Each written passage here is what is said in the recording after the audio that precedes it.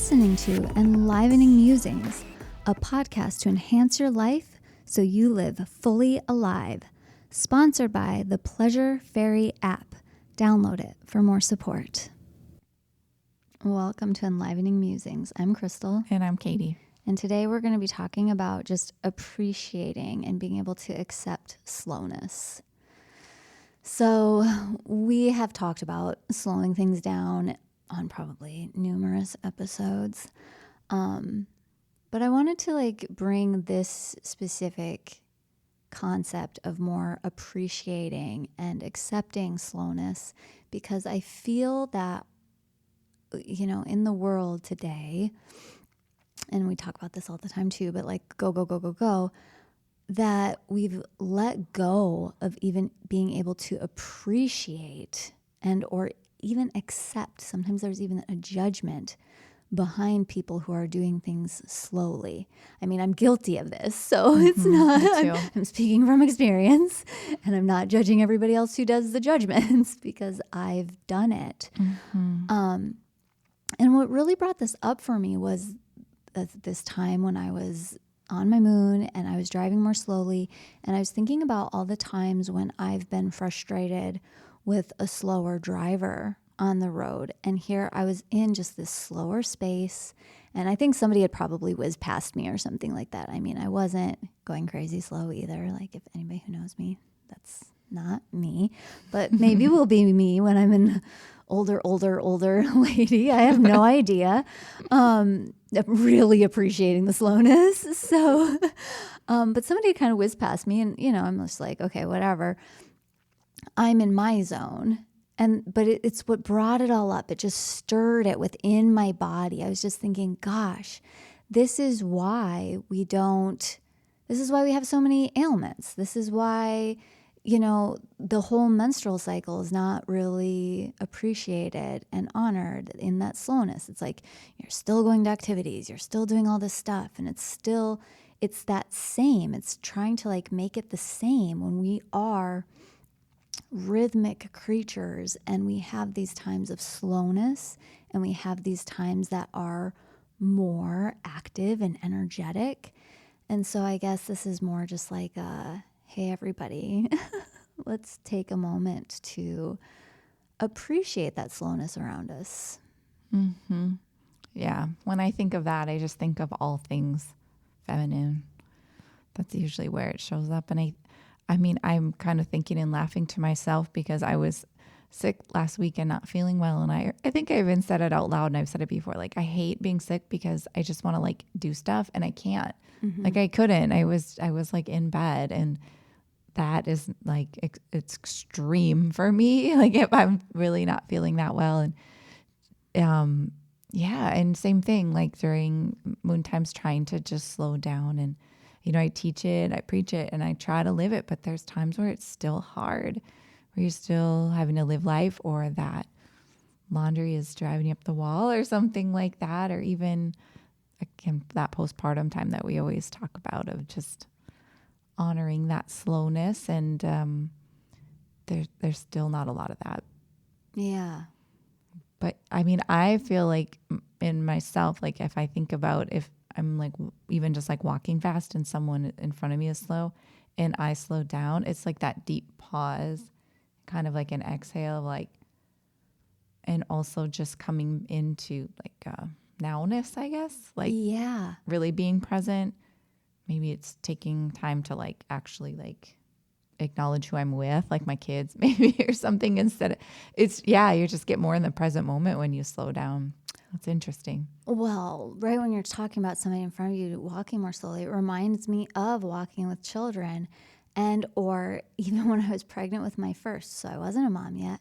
I was walking a dog, and they needed to stop and smell the flowers, right? Yeah. And so just that reminder and how huge that was for me in that moment, where I was just yes, this is why people preach forever. Take time to stop and smell the flowers, because it's all a blur when you don't slow down. You've got your one track focused mind, and you're not seeing all of this periphery. There was something else. talking to a client a while ago, and so many people show up with like pectoral tension and these closed hearts and everything. And we worked on so much of that. And so then afterwards, I was just like, practice this week, just walking with your heart open. I'm like, you might walk slower.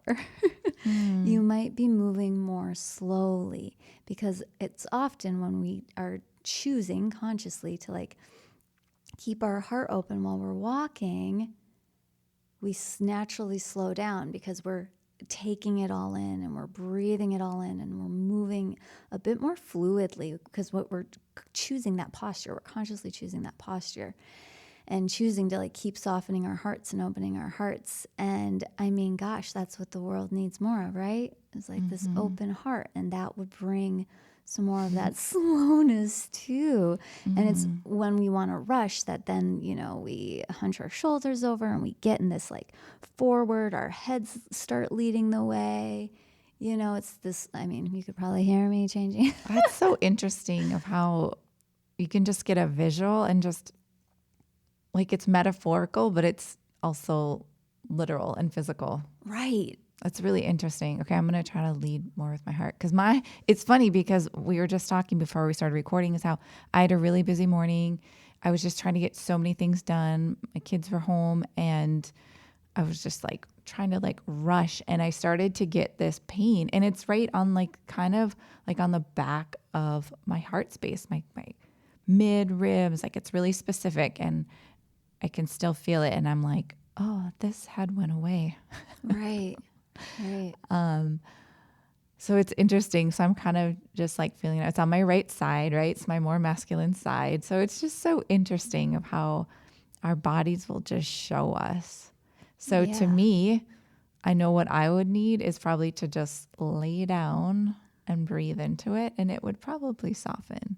Yeah. And what I really felt actually when I was experiencing it is overwhelm. Uh-huh. And if I had the time to just be with it, I probably just needed to cry. Right. Right. Because I was just feeling so many things.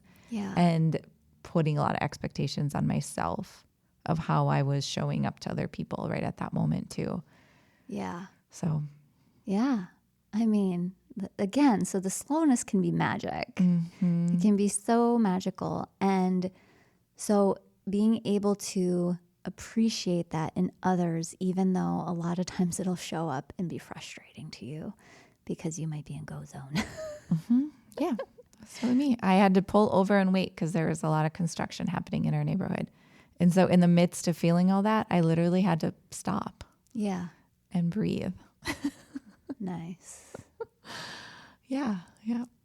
And just appreciate all the people and what they were doing and the work they were trying to get done. It was an interesting moment. I mean, not to get all like, deep and woo-woo about everything, but that life really can be like that. It can really show you a lot if you're like awake to it all, of just those moments. And like my daughter was in the back, and so we even had like a mini conversation of like, yep, I was feeling frustrated and trying to get things done, but they're all doing their job and look at how hard they're working and they're really concentrating. And like, we have to just be and let other people do their thing. And yeah, so it was kind of a neat little moment.